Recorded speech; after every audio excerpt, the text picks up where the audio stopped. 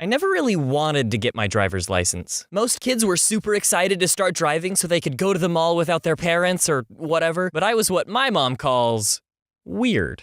I never even asked to start driver's ed. My mom just enrolled me one day. Thanks, Mom. Driver's ed was really early in the morning, before school even started. 0 hour. And I couldn't even be a little late or I'd fail, which I guess makes sense because you don't want people on the road who missed stop sign day, but I didn't ask to be there, and waking up at 6 is definitely my least favorite thing. Besides, I didn't even care about driving. What, you couldn't wait a year, Mom? One time, a cop came in and gave us a talk about how cars are 2-ton death machines. He ended the speech by asking what the most dangerous thing on his belt was, and I answered, your gun.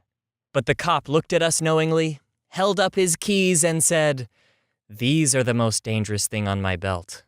Which, no. I'm pretty sure keys are not more dangerous than a gun. Not unless you're bad at aiming, or very creative.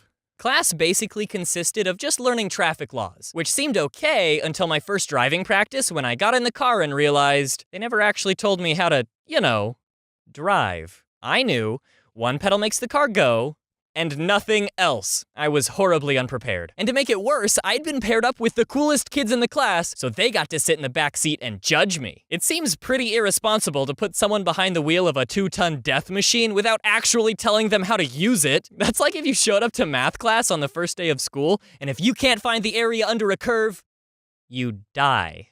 After I circled the parking lot once, the instructor told me to get on the road, which seemed a little soon. I don't even remember how I stopped, dude, but I left the parking lot and came to my first intersection. The light was red, and I stopped.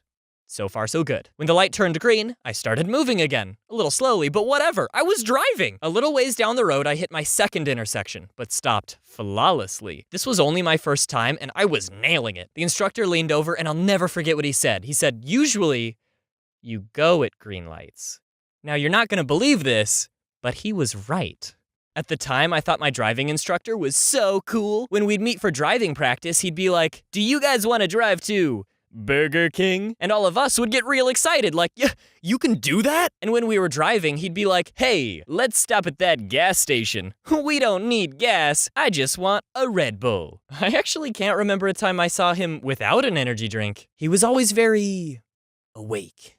A little while after I passed the class, it was finally time for me to take the test for my driver's license, which I still didn't care about, but someone made me schedule it. And okay, I think every state is different, but the way Idaho does road tests is real shady. The DMV gives you a list of phone numbers to pick from, and you just call some dude who tells you where to meet him. On the day of the appointment, my mom and I sat in a Winco parking lot until someone knocked on the window like some kind of driver's license drug dealer. He climbed in the car and didn't say anything for a bit, so I wasn't totally convinced he was the right guy, but he pulled out a clipboard, and that's how I knew he wasn't a threat. The test started and we drove around for a bit, changed lanes, went over a bridge, and I didn't stop at even one green light. When it was over, we went back to the parking lot and I sat there quietly just waiting to hear if I passed. I mean, I didn't care, I just didn't want to have to do it all over again, that's all. After a couple minutes of silence, he goes, better than the average bear. Whew. Wait, bears can't drive. When my sister got her license, she spent months saving up and looking through classified ads trying to find a car, but that seemed like a lot of work, so I just didn't. My neighbor had a car that he was selling, and he gave me a really good deal. I didn't have to work at all. Ha! Take that, Whitney. I actually have a lot of stories about my first car, so I think it deserves its own video. Yep, I'm doing it. Part 2, everybody.